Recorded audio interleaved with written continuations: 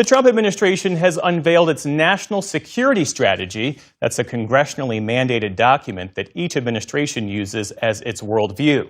This one focuses overwhelmingly on the Western Hemisphere.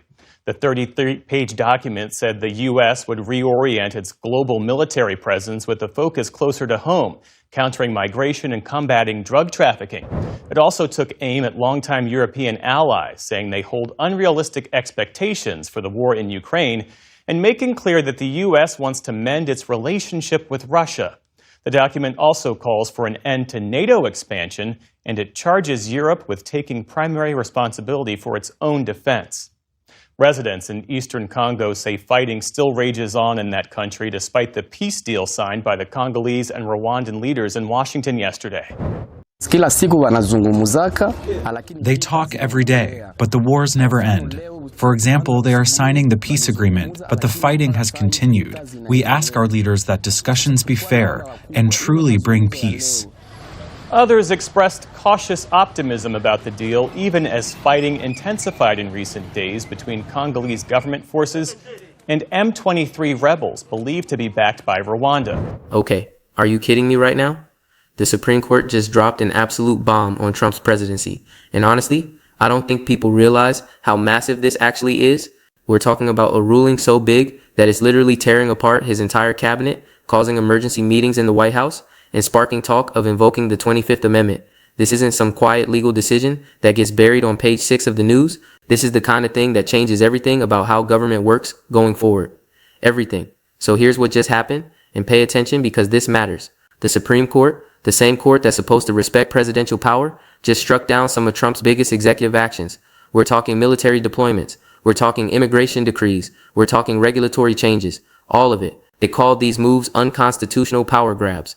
And they did it with a conservative majority leading the charge. Come on. That tells you right there how serious this is. When Chief Justice Roberts and the gang are willing to push back on a Republican president, you know the court thinks something crossed a major line that can't be ignored or justified away. But before we go any further, real quick, let's be honest. You can't really trust mainstream media anymore. That's why we built Pump Politics, to bring you real stories, real context, and no corporate spin. If you want to stay ahead of the headlines, join our free newsletter. We'll send the news straight to your inbox every day. Just click the link in the description to join. And if you just want to support what we're doing, join us, be part of the community that actually cares about the truth. All right, let's get back to the video. The ruling hit like a neutron bomb. Analysts are actually using that exact term, constitutional neutron bomb. Think about what that means. It destroys the structure of executive power without destroying the presidency itself. Trump thought he could just issue decrees and bypass Congress on major policy decisions whenever he wanted to. The court said no, not happening, not legal, not constitutional. And now everything's on fire in Washington. The whole system is in chaos. Think about what Trump came back to office promising his supporters and his base. He said he was going to fix immigration with mass deportations. He said he was going to clean up the bureaucracy and fire all the people he thought were disloyal. He said he was going to deploy troops where he needed them without waiting around for Congress to drag its feet with hearings and debates and procedures. That was the whole message from day one. Strong executive action, get things done fast, no more gridlock, no more waiting. This ruling basically tells him he can't do any of that the way he's been trying to do it. Not legally, not constitutionally, in the chaos. Yeah, that's the part that's really wild and frankly unprecedented. We're talking emergency cabinet meetings. We're talking internal splits in his own administration. People are actually whispering about the 25th Amendment. That's the constitutional provision that lets the vice president and cabinet remove a sitting president if they think he's unfit to serve. This isn't ancient history talk or some theoretical discussion. This is happening right now in December 2025. While Trump is sitting in the Oval Office, people in his own government are apparently talking about whether they should remove him from office. Capitol Hill completely erupted in chaos and confusion. Congress lost its mind over this ruling. Republicans are fracturing into different camps. The White House operations basically ground to a halt because nobody knows what they can actually do anymore. Can Trump enforce immigration policy the way he wanted to? Can he move troops domestically? Can he fire people who disagree with him? Can he sign executive orders on major policy? It's all up in the air now. Everything is in question. The court didn't just rule against his specific policies. They basically put the entire presidency in a legal straitjacket that restricts his movement and his ability to act. And here's the thing that nobody's talking about enough, and this is crucial. This weakens Trump's entire second term momentum right when he needs it most. He's got midterms coming in 2026. He needs to show his base that he's delivering real results on the things he promised. He needs to show Republicans in Congress that voting with him is worth the political risk. But now, every action he takes is going to get challenged in court. Every decree he signs might get blocked. Every policy he tries to implement has a giant legal question mark hanging over it like a dark cloud. This also gives Democrats ammunition they didn't have before. This ruling actually boosts their whole argument about presidential overreach and the absolute need for accountability and constitutional limits. Suddenly, they've got the Supreme Court backing them up on the core idea that Trump was grabbing too much power and needed to be checked.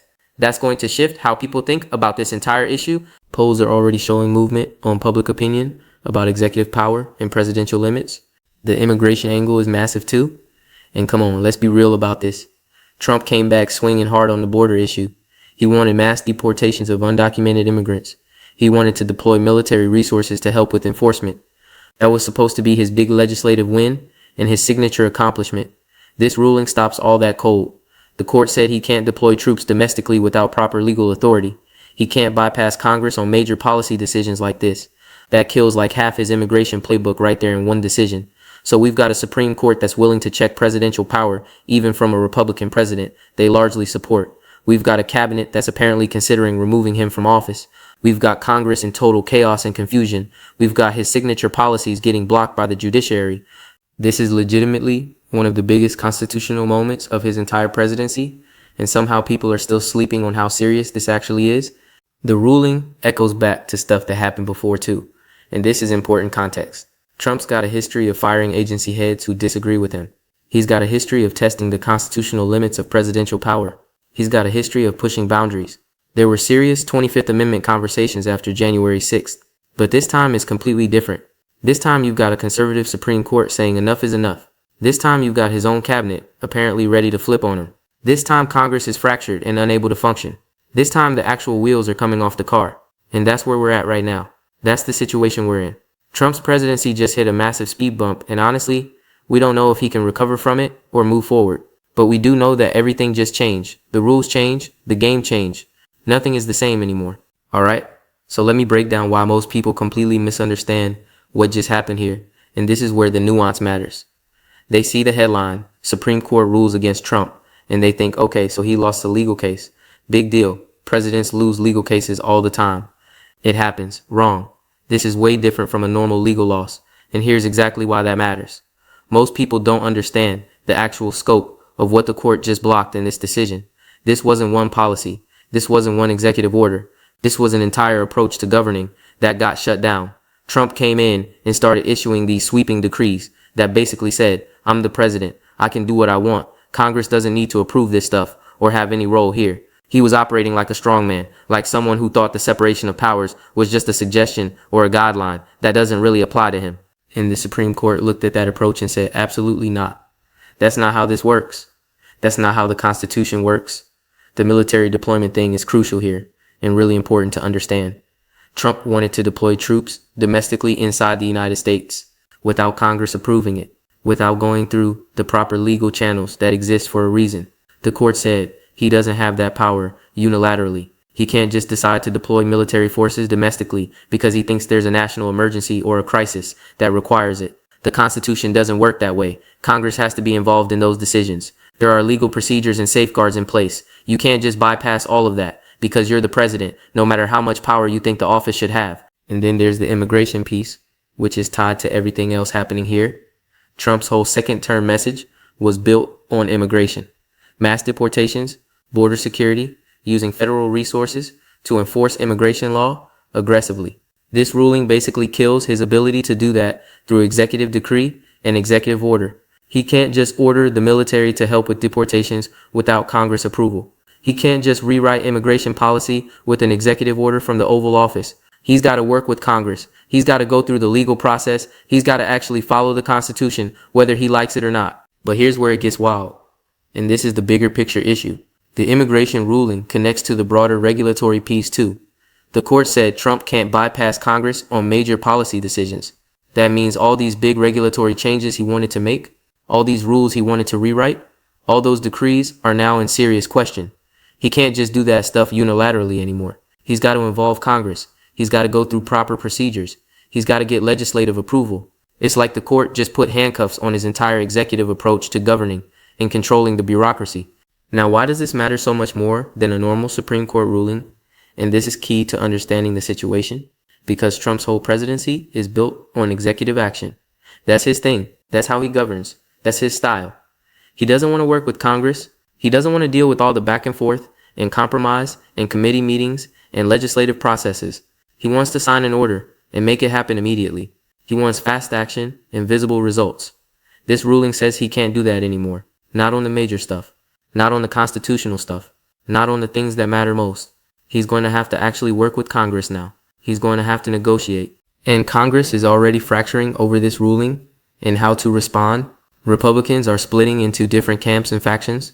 Some of them are saying, look, the Supreme Court has spoken. We need to respect it and follow the law.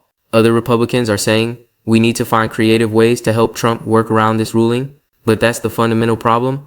You can't really work around the Supreme Court. The court basically said what Trump was doing was unconstitutional. That's the nuclear option in legal terms. That's not a suggestion or a guideline or something you can negotiate around. That's the law. That's the Constitution. The cabinet chaos is the thing that really shows how serious this situation actually is and how it's different from normal political disagreements. We're talking emergency meetings. We're talking high-level officials supposedly discussing whether Trump should resign or whether they should invoke the 25th Amendment to remove him. That's not normal. That's not what happens after a routine legal decision that goes against you. That's what happens when people think the president has done something so serious that it might be time for him to leave office or be removed. The 25th Amendment conversation is wild. Come on, think about this. The 25th Amendment is for when the vice president and cabinet think the president is unfit to serve his office. It's supposed to be like an extreme nuclear option that you only use in the most extraordinary circumstances. It's supposed to be reserved for when the president is completely incapacitated or completely unstable or unable to function. The fact that people are apparently whispering about this, that it's even being discussed in private meetings, tells you how serious some people inside the administration think this situation is. They're scared. They're worried. And here's what most people miss about Chief Justice Roberts and the conservative majority on the court. They're not doing this to hurt Trump. They're not doing this because they're secret liberals or something. They're doing this because they actually care about the Constitution itself. They actually care about the separation of powers and checks and balances. They think that's more important than any individual president, even a president from their own political party. That's a big deal. That shows principle. That shows the court isn't just a political tool being used by whoever's in charge. The Capitol Hill eruption is the other major indicator of how massive this is and how different this moment is. Congress basically ground to a halt. Operations actually slowed down noticeably. Why? Because nobody knows what Trump can do anymore. Can he fire people who disagree with him? The court might say no. Can he enforce his policies? They might get blocked. Can he sign executive orders? They might be ruled unconstitutional. It's all in question now. Everything is uncertain. And that creates this weird paralysis where Congress doesn't know how to respond because the rules have changed. Nobody knows the rules anymore. The public opinion piece is something people aren't talking about enough either. And this is important. This ruling actually helps Democrats in their political position. It validates their whole argument that Trump was grabbing too much power. It validates their argument that he needed to be checked by the courts. Polls are already shifting on this issue. People are starting to think maybe the court was right. Maybe executive power does need limits. Maybe there should be more checks on presidents. That's a real problem for Trump heading into the midterms. He needs public support. Public opinion is starting to turn against him because of this ruling. The 2026 midterms angle is huge too. And let's think about this strategically. Trump needs Republicans to stay in line. He needs Republicans to vote with him on legislation. He needs Republican support to pass his agenda. But if Trump can't deliver on his agenda because the Supreme Court keeps blocking him, then why would Republicans care about voting with him? Why would they take the political risk of voting with a failing president? They'd be voting to support a president who can't actually accomplish anything. That's a losing strategy for them politically. And the immigration thing circles back to all of this because it's his signature issue. Immigration was supposed to be Trump's signature second-term issue. Mass deportations, border security, using all federal resources to secure the southern border. The Supreme Court just cut the legs out from under that entire agenda. He can't deploy troops. He can't bypass Congress. He can't just decree his way to his immigration goals. He's stuck. He's constrained. He can't do what he wanted to do. What's also fascinating is how this echoes historical patterns with Trump and his approach to power. He fires people who disagree with him. He tests constitutional limits constantly. He pushes boundaries. There were serious 25th Amendment conversations after January 6th, but this time is completely different because the Supreme Court has intervened directly. This time, the court itself is saying that Trump's approach is unconstitutional. That's bigger than anything that came before. That's the judiciary checking his power. The constitutional neutron bomb description is really accurate too when you think about it and what it actually means. It destroys the structure of how Trump was governing without destroying the presidency itself as an institution. Future presidents will still have executive power. Future presidents will still be able to govern, but Trump specifically can't govern the way he's been governing. That's the impact of this ruling. That's what it actually does. So the real story here is that Trump's entire approach to his presidency just got fundamentally constrained by the Supreme Court. His cabinet is in chaos. Congress is fractured. Public opinion is shifting. The midterms are looking tougher. And he's going to have to completely change how he governs going forward. That's the actual magnitude of what just happened in this moment. Okay, so let's break this down into the actual key points, because this is where the real impact becomes clear and understandable. This is where we see what it actually means for Trump's presidency going forward and what happens next in American politics. Point 1, the Supreme Court just put limits on Trump that no court has ever put before. This is the fundamental shift happening right now. Trump's been president twice now. First time around, he pushed boundaries constantly. He fired people. He tested limits. He tested the Constitution. But the courts during his first term were more hands off. They let a lot slide. They didn't intervene as much as they could have. This time, the Supreme Court, even with the conservative majority that should theoretically be favorable to him, is saying no. You can't deploy troops domestically without Congress. You can't bypass Congress on major policies. You can't just govern by decree. That's a massive change in how the court is approaching presidential power and executive authority. It's a different era. And come on, think about what this means practically for how Trump can operate. Every major action Trump tries to take now has a legal cloud hanging over it, like a storm waiting to break. Advisors are probably telling him, be careful with this. The court might block it. This could get overturned. That slows everything down. That makes it harder to govern effectively. That makes it harder to deliver on campaign promises to his supporters. Trump's whole thing is supposed to be fast action and visible results. This ruling makes both of those things way harder to achieve. The immigration piece is the clearest example of this constraint. Trump wanted to move fast on deportations and border security. He wanted to use military resources to help. The court said no to that approach. He's got to go through Congress now. Congress moves slow. Congress debates things. Congress compromises. Congress is gridlocked. That's not what Trump wanted, but that's what the Constitution apparently requires, according to the Supreme Court. Point 2, his own cabinet is apparently falling apart over this ruling. The emergency meetings, the talk of invoking the 25th Amendment. This tells you that people inside the administration are genuinely scared or genuinely angry about what's happening. This isn't just external opposition from Democrats or Congress. This is internal chaos. This is people in his own government. People who work for Trump are apparently considering whether he should be removed from office. That's extraordinary. That's wild, right? Like, this is a cabinet that Trump appointed. These are loyalists. These are people who signed up to work with him. And they're apparently discussing removal. They're apparently worried enough or angry enough to consider the 25th Amendment. That means Trump did something that scared them enough or made them angry enough that they're talking about the nuclear option. You don't get to that point unless things are really bad, unless something has crossed a major line. What might they be concerned about specifically? Maybe they're worried he's going to keep defying the Supreme Court and create a constitutional crisis. Maybe they're worried he's going to trigger a real showdown between branches of government. Maybe they're worried that he's jeopardizing the whole presidency and the institution itself. Maybe they're worried about the stability of government. Whatever it is, whatever their reasoning, is serious enough that people are talking about the 25th Amendment. That's the canary in the coal mine right there. That's the warning signal. And here's the thing that's really important. If his own cabinet is fractured, if his own team is split, how's he going to govern?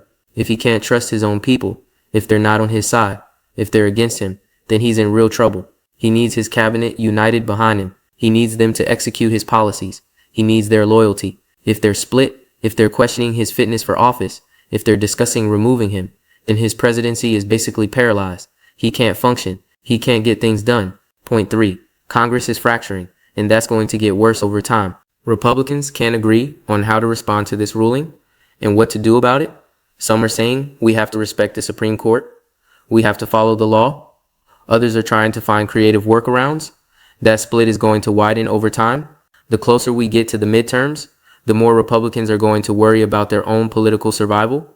If Trump can't deliver on his agenda because the Supreme Court keeps blocking him, then why are they going to risk voting with him? Why would they take the political risk? The 2026 midterms are coming fast. Republicans need to win elections. They need to show their districts that they're delivering real results. They need to show voters that they're effective. But if Trump can't deliver because the Supreme Court keeps blocking him, then Republicans have no message. They've got nothing to run on. They've got no accomplishments to point to. That's going to force them to distance themselves from Trump. That's going to create more fractures in the party. That's going to weaken Republican unity. And it goes the other way too. Some Republicans might try to genuinely work with Democrats to find legal workarounds to Trump's block policies. They might try to find compromise solutions that don't violate the court's ruling. That might actually heal some of the partisan divisions on Capitol Hill. But from Trump's perspective, that's the worst outcome. That means Republicans are working with Democrats. That means his party is fracturing. That means he's losing control of his own party. The Capitol Hill chaos isn't just about political disagreement.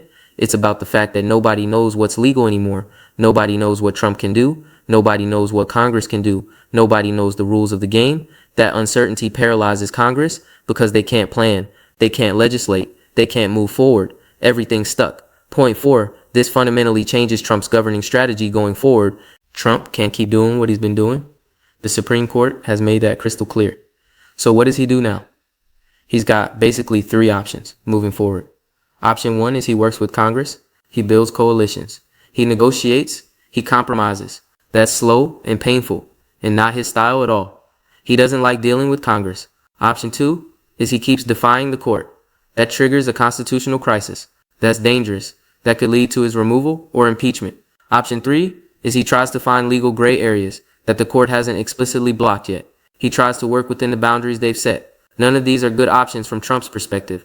Working with Congress means compromise, which means not getting his full agenda. It means dealing with people he doesn't like. Defying the court is insane because that leads to removal and losing office.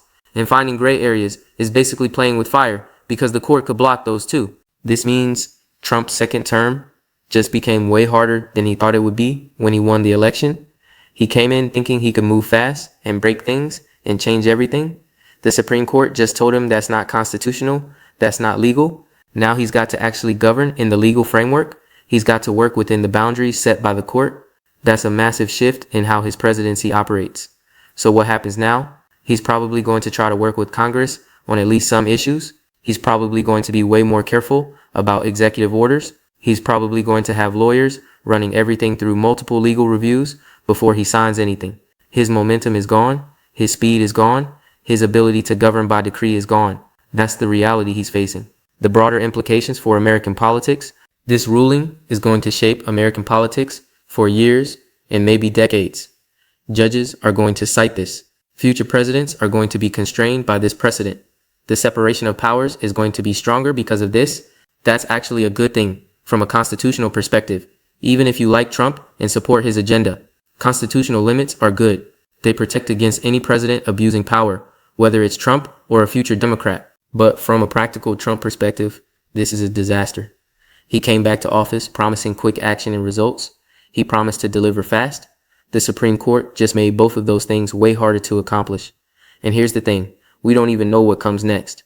Will Trump defy the court? Will his cabinet remove him? Will Congress find a way to work around the ruling? Will more challenges come? This is literally uncharted territory. This is a genuine constitutional crisis playing out in slow motion. We're in new territory legally and politically. The midterms are 18 months away. That's not that far off. Trump needs to show results before then. He needs to show his base that he's delivering on his promises. But the Supreme Court just made that way harder.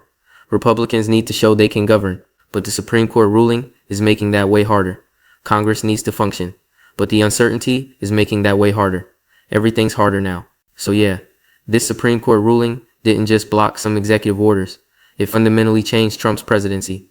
It fractured his cabinet. It fractured Congress. It shifted public opinion. It made his agenda way harder to pursue. And we're still not even sure what he's going to do about it. That's where we are right now. That's the situation. And that's what comes next.